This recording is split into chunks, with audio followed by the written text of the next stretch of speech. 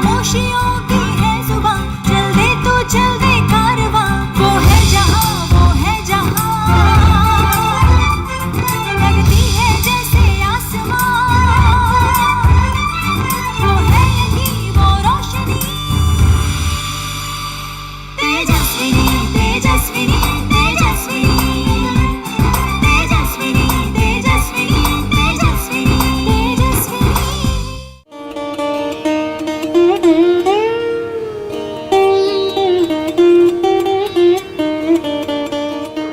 माँ गंगा को नमन करती काशी की इस नगरी में आपका स्वागत है। नमस्कार, आप देख रहे हैं तेजस्विनी, आपके साथ मैं हूं ममता चोपड़ा और तेजस्विनी की टीम पहुंची हुई है आध्यात्मिक सांस्कृतिक केंद्र की नगरी काशी में। और जब काशी के हम अलग अलग रंगों की बात करते हैं तो उसमें सांस्कृतिक रंगों की अपनी ही खूबसूरती है। आज हमारी मेहमान काशी से ही हैं और विश्व में उन्होंने अपनी एक अनोखी जगह बनाई है, क्योंकि वो आविष्कारक हैं शंकर गिटार की।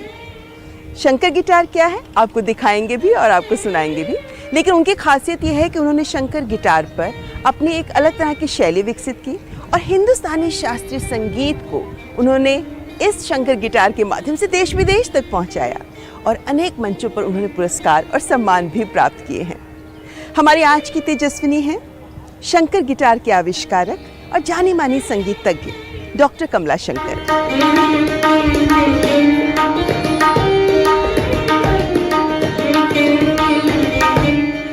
स्लाइड गिटार एक पाश्चात्य वाद्य जिस पर हिंदुस्तानी शास्त्रीय संगीत बजाकर पूरब और पश्चिम का संगम कर रही पहली भारतीय महिला वादक डॉक्टर कमला शंकर, जिन्होंने हवाईयन गिटार में परिवर्तन कर तैयार किया अपना अलग गिटार, जिसे काशी में महादेव को समर्पित करते हुए नाम दिया शंकर गिटार, जिस पर जब आप गायकी और तंत्रकारी अंग के साथ शास्त्रीय राग की धुन छेड़ती हैं, तो सुनने वाले मंत्रमुग्ध हो जाते हैं। जग दर्शन का मेला उड़ जाएगा।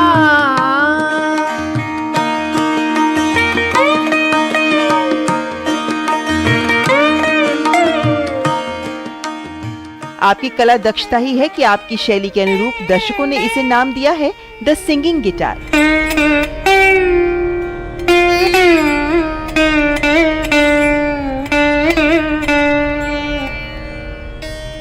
दक्षिण भारतीय परिवार में तंजौर में जन्मी, लेकिन बनारस में पली बढ़ी। बचपन से ही गायन की शिक्षा पंडित अमरनाथ मिश्रा के सानिध्य में प्राप्त की, लेकिन 12 वर्ष की उम्र पर जब हवाईयन स्लाइड गिटार से रूबरू हुई तो इससे ही प्रेम हो गया।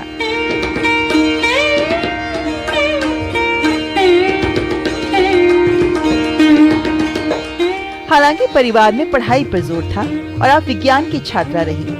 डेंटल डॉक्टर बनने की ओर कदम भी बढ़ा दिया था, लेकिन संगीत को ही जीवन का ध्येय बना लिया। निरंतर कला की साधना आगे बढ़ाते हुए न केवल पूरब अंग जैसे ठुमरी, कजरी, दादरा बजाने में महारत हासिल की, बल्कि रविंद्र संगीत का भी अभ्यास किया।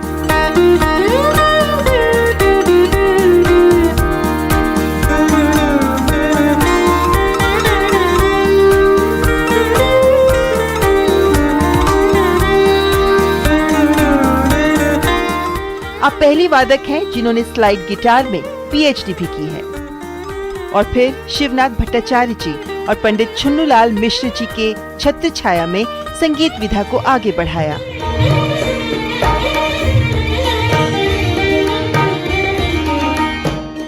संगीत के विभिन्न आयामों को साधते हुए शंकर आर्ट्स फाउंडेशन की स्थापना कर गुरु शिष्य परंपरा को निःशुल्क आगे बढ़ा रही हैं।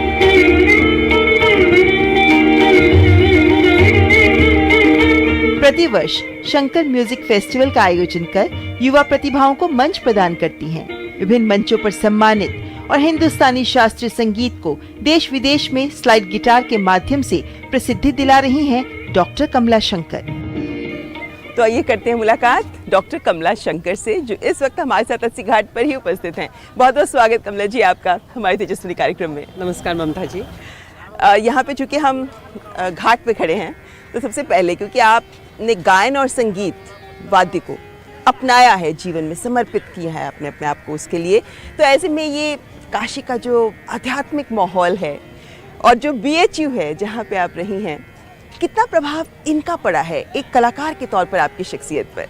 मैं एक तरह से कहूँगी कि मैं बहुत आभारी हूँ और इस तरह की पैदाइश और इस तरह के वातावरण के लिए मैं ईश्वर के प्रति कृतज्ञता ज्ञापित करती हूँ, क्योंकि परिवेश शुरू से ही ऐसे रहा और जिस परिवार में मैं जन्मी वो सांस्कृतिक मतलब संस्कृति से जुड़े होने के कारण और आध्यात्मिकता से भी जुड़ाव होने के कारण हमारे अंदर परिवेश का बहुत अच्छा मतलब प्रभाव पड़ा और मैं बहुत भाग्यशाली अनुभव करती हूँ कि मैंने पढ़ाई यहीं से की, अपना बचपन मेरा यहाँ बीता और सब गुरुओं से जितनी मेरी उनका सानिध्य मुझे प्राप्त हुआ, तो मेरे पास शब्द नहीं मैं क्या क्या गिनाऊँ, पर मैं अपने आप को बहुत ही आभारी महसूस करती हूँ और हमेशा करती रहूँगी। तो कमला जी, आपने संगीत की शिक्षा दीक्षा तो यहीं से ली है और बहुत दिग्गज गुरुओं के सानिध्य में आपने शुरुआत की, लेकिन गायन से शुरुआत हुई थी, तो फिर वाद्य यंत्र का आकर्षण कैसे? हाँ, तो उसका सबसे बड़ा प्रमुख कारण रहा मेरी माता जी श्रीमती विजय शंकर जी। हम लोग बेसिकली दक्षिण भारतीय हैं, लेकिन शुरू से ही हम लोग का मतलब हमारी मतलब पैदाइशी यहाँ पे हुई, लालन पालन सब हुआ, तो हम बनारसी ज़्यादा हैं हम। तो माता जी शुरू से ही वो गायिका भी रही हैं, तो बड़ी प्रभावित रही हैं, तो उनको शुरू से मन था कि मेरी दोनों बेटियां गायन में आए। तो उन्होंने सबसे पहले अपनी श्रुति बॉक्स होता है उससे हमारी मतलब सुरों की उन्होंने जांच की, देखिए बच्चे सुरीले हैं, तो गायन की मतलब प्रशिक्षा मेरी प्रारंभ हुई पंडित अमरनाथ मिश्रा जी से, जो बनारस के बहुत बड़े गुरु थे। उनके पास 6-7 साल रहने के बाद फिर मेरे अंदर अचानक से गिटार के प्रति एक स्वाभाविक रुझान उत्पन्न हुआ, क्योंकि बनारस में गिटार में शास्त्रीय संगीत बहुत लोग बजाते रहे हैं, तो मन में बड़ी इच्छा हुई कि क्यों ना इस वाद्य को, अनायासी उसके प्रति एक आकर्षण उत्पन्न हुआ जिसको मैं बता नहीं सकती हूँ। तो गुरु डॉक्टर शिवनाथ भट्टाचार्य जी से मेरी मुलाकात हुई और मैंने कहा कि मेरे को ये वाद्य सीखना है। तो जब मेरी अवस्था 12 साल की थी तो मैंने गिटार उठाया। क्या बात! तो नन्ही कमला शंकर जी ने गिटार को अपना लिया, लेकिन वो तो हवाइन गिटार था ना, और हवाइन गिटार के बाद आप शंकर गिटार तक आई।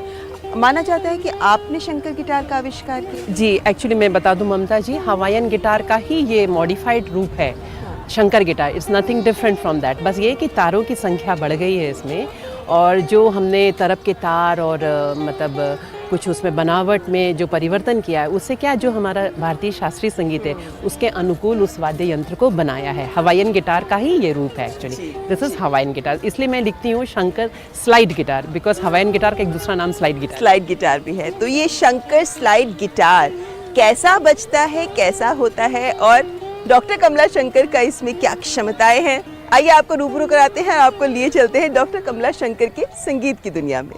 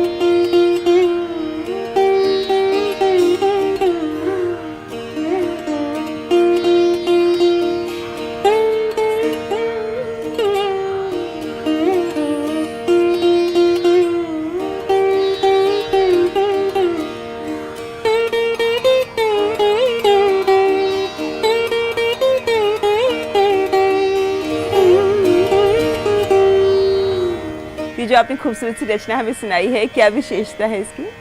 जी ममता जी, अभी मैं जो बजा रही थी ये कजरी था, और कजरी मतलब वर्षा ऋतु में ख़ास तौर से गाया बजाया जाता है। और बनारस की हूँ तो कजरी, बनारसी कजरी, मिर्ज़ापुरी कजरी बहुत फेमस है और बहुत अच्छा लगता है। वर्षा ऋतु में ख़ास इसको कलाकार गाते बजाते हैं, और इसके बोल थे बरसन लागे बदरवा रूम झूम के। क्या बात है। अच्छा, क्योंकि आपकी जो वाद्य यंत्र है इसमें आप पूरब अंग भी बजाती हैं, जिसमें दादरा, चैती, यहाँ तक कि रविंद्र संगीत भी आप बजाती हैं ना? और क्या उसके लिए कुछ खास ट्रेनिंग लेनी होती है कुछ?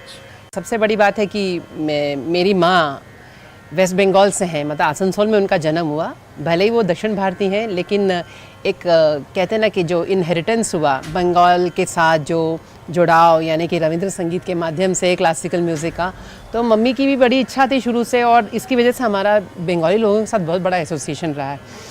तो क्या हुआ, उनकी भाषा, उनका कल्चर और उनका संगीत मुझे बचपन से ही बहुत भाता रहा है।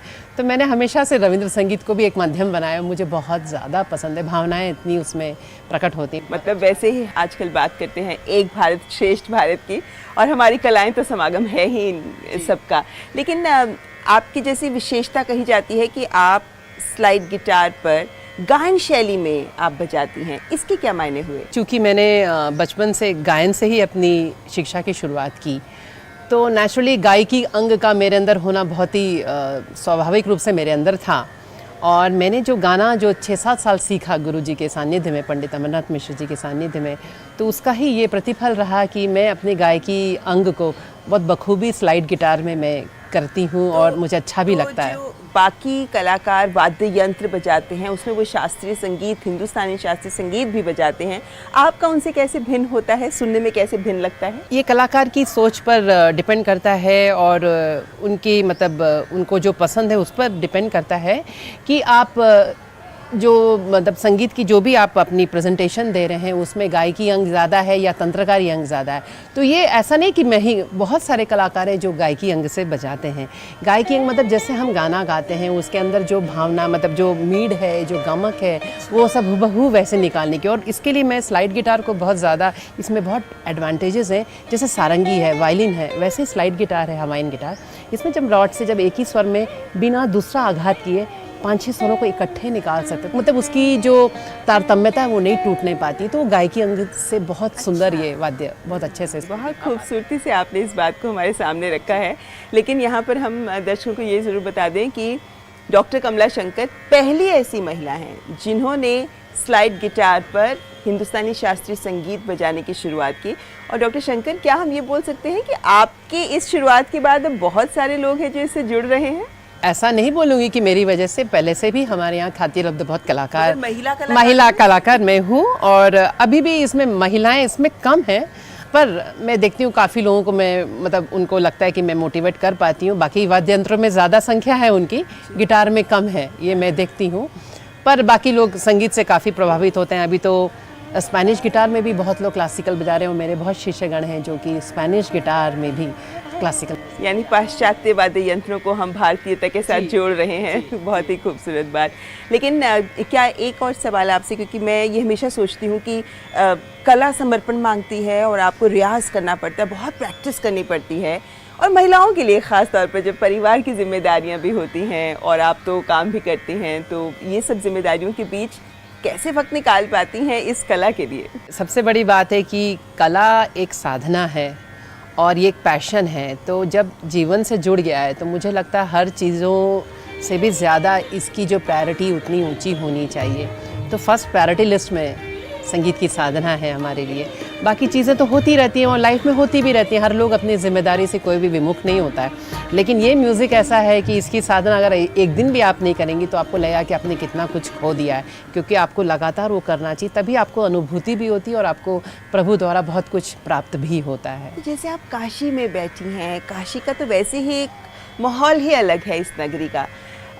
महादेव की इस नगरी में जब आप इस कला को आगे बढ़ाती हैं तो एक व्यक्ति के रूप में डॉक्टर कमला शंकर कितनी परिवर्तित होती हैं, आंतरिक रूप से परिवर्तित होती हैं इस कला के माध्यम से? मैंने हमेशा देखा है कि घर में जब मैं प्रैक्टिस करती हूँ तब अलग रहता है कि मैं एक शिक्षिका के रूप में, एक साधिका के रूप में प्रैक्टिस करती हूँ, लेकिन जैसे आप स्टेज में जाते हैं तो अंदर कुछ परिवर्तित हो जाता है, क्योंकि आप प्रभु के प्रति अपने आप को समर्पित कर देते हैं और आपको लगता है कि जो भी कुछ होगा, जो भी मैंने किया आप देख लेना। तो इस भावना के साथ ही हम मंच पे चढ़ते हैं हम लोग।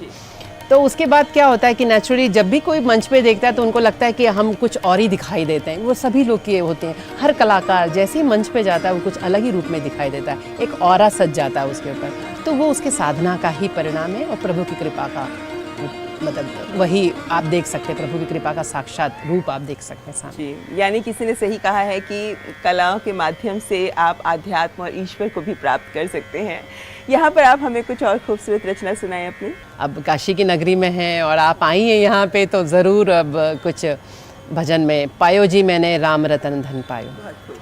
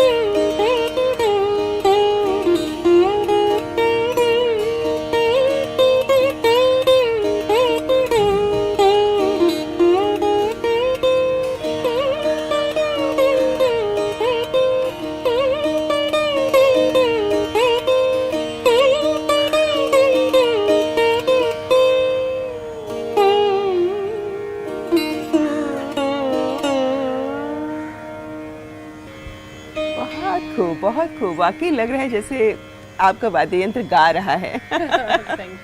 लेकिन आप जैसे शास्त्रीय संगीत करती हैं तो कभी फरमाइश आती होगी लोगों की कि भाई कुछ सुगम संगीत में भी आप सुना दीजिए हमें, कुछ ऐसा होता है? बिल्कुल आती है। तो जैसे शास्त्रीय संगीत हमारा मेन हमारा हिस्सा है, लेकिन उपशास्त्रीय में आपके ये सब आते हैं, भजन भी आ जाते हैं और आपके दादरा, चैती, ठुमरी जैसे आपने बताया। तो कभी कभी वेस्ट बंगाल की तरफ रविंद्र संगीत एक मेरा पैशन है, लेकिन वो भी मैं मतलब उसके रूप में नहीं कि मैं हर जगह रविंद्र संगीत बजाती हूँ, लेकिन ऑन डिमांड कभी कभी आप वेस्ट बंगाल गए या किसी बैठक में गए तो उनको बहुत मन होता है कि मैम सुनाइए ना, तब मैं ज़रूर। और डॉक्टर कमला शंकर को लगभग 40 साल हो गए हैं स्लाइड गिटार को अपने साथ लेकर आगे बढ़ते हुए। तो डॉक्टर शंकर, ये 40 साल तो बहुत लंबा वक्त है ना। आपने तो कई दौर देखे होंगे भारत में कलाओं को लेकर, काशी को भी बदलते हुए देखा होगा। क्या रंग देखे ये बदलते दौर में आपने? काफ़ी मैं चेंजेस देख रही हूँ, क्योंकि हम लोग जब छोटे थे तो किस प्रकार हम लोग मंदिर के प्रांगण में घुस जाते थे, गलियाँ होती थी और बहुत आसानी से हम दर्शन करके आते थे। अब इतना बड़ा इंफ्रास्ट्रक्चर बदल गया है तो लगता नहीं है कि ये वही जहाँ पे हम दर्शन करते थे। और वही घाटों में भी काफ़ी परिवर्तन हो गया है, उसके रख रखाव में, और उसका जो विस्तार जो हुआ है बहुत अच्छे से, मतलब और सड़क में भी काफ़ी इसके में हुआ है। कला के साथ भी बहुत कुछ हुआ, क्योंकि मैंने बहुत कुछ देखा। जो हम गुणी कलाकारों को सुनते आते थे, फिर उनका स्टेज गया, फिर बाकी भी जो कलाकार आ रहे हैं उनको भी सुन रहे हैं, तो एक काफ़ी असर होता है कि आजकल के भी जो कलाकार हैं काफ़ी अच्छे से अपनी प्रस्तुतिकरण देते हैं, काफ़ी इंटेलिजेंट हैं और काफ़ी गुणी हैं सब। तो ये भी सौभाग्य प्राप्त हुआ कि हम पुराने गुणीजनों को भी सुन पाएँ और आगे आने वालों को भी सुन रहे हैं। तो एक तरह से मैं अपने आप को बहुत सौभाग्यशाली मान। बड़े रचनात्मक होते हैं आज के युवा, बहुत जोश है, जज्बा है कुछ नए तरीके से नया करने का। तो ये हमारी प्राचीन कला धरोहरों को किस तरीके से आज की पीढ़ी आगे बढ़ा रही है? आपके साथ तो बहुत सारे छात्र हैं जो जुड़े हुए हैं। जी, बहुत सारे मेरे पास हैं शिष्य जो अच्छा कर रहे हैं और उन सबको देखती भी हूँ। वो काफ़ी वर्सेटाइल भी हैं, मतलब कि रचनात्मकता के साथ साथ वो आज की पीढ़ी काफ़ी इंटेलिजेंट है, जैसे हमने पहले ही बताया, हमने इसके बारे में हम जो चर्चा कर रहे थे। और एट द सेम टाइम वे परंपरा को भी लेकर चल रहे हैं, तो उसके साथ छेड़छाड़ भी नहीं कर रहे हैं और उसको लेके भी चल रहे हैं, उसको कर भी रहे हैं और आगे बहुत अच्छी तरीके से उसकी प्रस्तुतिकरण भी काफ़ी अच्छे से उन्होंने उसको मंचीय कला को भी काफ़ी उन्होंने प्रभावित किया है हर तरीके से, गेटअप के साथ साथ, बजाने के साथ साथ, और मीडिया भी इसमें काफ़ी रोल निभा रही है। तो मेरे ख्याल से मीडिया भी बहुत आने से और इतने सारे इंटरनेट हमारी सुविधाएँ जिसमें हम अपने आप को व्यक्त कर सकते हैं, तो मेरे ख्याल से ये सब जुड़ करके बहुत अच्छी तरीके से व्यक्त कर पा रहे हैं। तो यानी इस दौर में कलाओं को प्रफुल्लित होने के लिए बहुत माध्यम है जो मिल जाते हैं। लेकिन आप जैसे विश्व भर में जाती हैं, परफॉर्म करती हैं ना, तो चूंकि आपने कहा कि भारत में तो बहुत कम महिलाएं हैं, तो भारत में भी आप अलग अलग जगहों पे जाती हैं, तो क्या प्रतिक्रियाएं सुनने को मिलती हैं आपको? नहीं, बहुत अच्छा लगता है। कई बार ऐसा भी होता है कि खासकर गिटार के साथ, गिटार को लोग जानते हैं पर कई जगह पे ऐसा भी होता है कि जब वो मुझे बजाते हुए देखते तो उनको आश्चर्य होता है कि मैम इसमें हमने पहले कभी क्लासिकल सुना नहीं और ऐसा भी होता है, तो बहुत अच्छा लगता है, मिलीजुली प्रतिक्रियाएं मिलती हैं और अच्छा भी लगता है, लोग सुनते भी हैं। और आखिर घूम फिर के तो हम संगीत साधक ही लोग हैं हम लोग, तो संगीत अच्छा होना चाहिए, वाद्य यंत्र कुछ भी हो, गाना हो या वाद्य हो, संगीत अच्छा होना चाहिए। बिल्कुल ठीक बात है। एक वाद्य यंत्र को अपनाना, क्योंकि आप गायन है, गायन आपके अंदर से एक आवाज़ आती है, आप उसको सुधारते चले जाते हैं। एक वाद्य यंत्र को अपनाना होता है और उसमें रमना होता है। ऐसा क्या नज़रिया होना चाहिए एक कलाकार का कि वो एक वाद्य यंत्र को एक्सप्लोर कर सके और एक तरीके से आत्मसात भी कर सके? तो वो कौन सा नज़रिया है एक साधक का जो उसको सहायक होता है? अगर आपको संगीत से प्यार है तो आप उस चीज़ को बखूबी आप उसको दिखा सकते हैं। सबसे बड़ी बात है कि संगीत से आपको प्यार होना चाहिए, अपने आप को दिखाने से भी ज़्यादा। हम चीज़ों मतलब मैं हूँ, चाहे मेरी मतलब जिस प्रकार की मेरी पर्सनालिटी है या जो हम गाते बजाते, इन सब से भी ऊपर संगीत है। तो हमें, अगर हम संगीत को सबसे पहले रखेंगे तो मुझे लगता है अपने आप आत्मसात करना शुरू कर देते हैं और आप बहुत अच्छे से प्रदर्शन भी कर पाते हैं। मुझे लगता है बेस में यही होना चाहिए, हमें खुद को नहीं दिखाना है, हमें संगीत को दिखाना है, ये होना बहुत ज़रूरी है। जी, तो ये जो आप प्रेम की बात करती हैं, जब आप ये बात करती हैं आपकी आंखें चमक जाती हैं और बहुत अच्छा लगता है कि ये प्रेम आप जैसे साधक इसको आगे लेके जा रहे हैं। लेकिन इससे पहले कि मैं आपसे आखिरी फरमाइश करूं, जो छात्र संगीत वाद्य यंत्रों से जुड़े हैं या संगीत के क्षेत्र से जुड़े हुए हैं, आप उन्हें क्या मंत्र देंगे? बस मैं यही कहना चाहूँगी कि अगर उन्होंने संगीत विधा को अपनाया है तो उसको वो बहुत निष्ठा से, लगन के साथ उसमें काम करें, रियाज़ करें। उसमें कोई शॉर्टकट नहीं है। होता ना, कई बार लोगों के मन में, कई बच्चे पूछते हैं कि मैम जल्दी से जल्दी कैसा होगा? जल्दी से जल्दी नहीं हो सकता है, इसमें कोई शॉर्टकट नहीं है। और ये पूरी की पूरी मतलब साधना है और इसमें जितना भी तन मन आप अर्पित करते जाएंगे, जितनी निष्ठा रखेंगे, उतना आप इसमें निखार लाते जाएंगे। तो यही है कि आप, अगर आपने इसको as a passion, as a subject रखा है तो इसमें जी जान से लग जाइए, मन पूर्वक लग जाइए इसमें। बहुत खूब। और आपने बीच में ऑन डिमांड की बात की थी, तो अब यहाँ पे ऑन डिमांड हम भी कार्यक्रम का अंत बिंदु संगीत के साथ करें। जी बिल्कुल। इसमें एक गाना मुझे बहुत पसंद है, जोदी तोर डाक शुने के ना, तो भी एकला चोलोरे। एकला चोलोरे का बहुत अच्छा है, क्योंकि हम सब आए हैं और जीवन में हमें मतलब अंततोगत्वा हमें अकेले ही सफ़र करना, अकेली जर्नी हमारी अकेली होती है और अकेले जाना है। बहुत महत्वपूर्ण रचना जिसे मुझे लगता है देश का जन जन सभी पैदा, तो मैं इसको बजाना।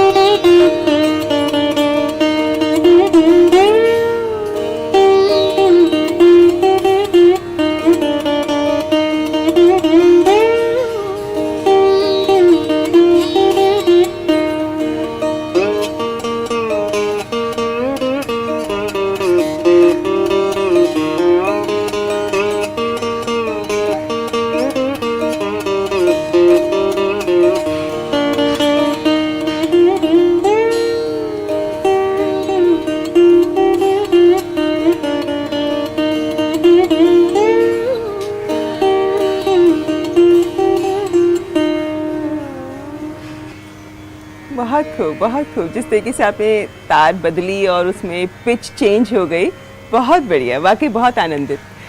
बहुत शुक्रिया आपका हमारी तेजस्विनी के कार्यक्रम को अपने सुरों से सजाने के लिए। बहुत बहुत शुक्रिया डॉक्टर कमला शंकर, और हमारी ढेरों शुभकामनाएं आपके साथ। जैसे आप अगली पीढ़ी को अपना ज्ञान आगे दे रही हैं, आपका तप और आपकी साधना यूं ही निखरती रहे।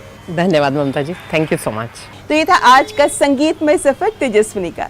कैसा लगा आपको ये अंक? हमें लिख भेजिए। हमारा ईमेल आईडी tejaswini.ddnews@gmail.com। अगले हफ्ते फिर हाजिर होंगे एक और तेजस्विनी के साथ। फिलहाल हमारी पूरी टीम को दीजिए इजाजत। नमस्कार। खामोशियों के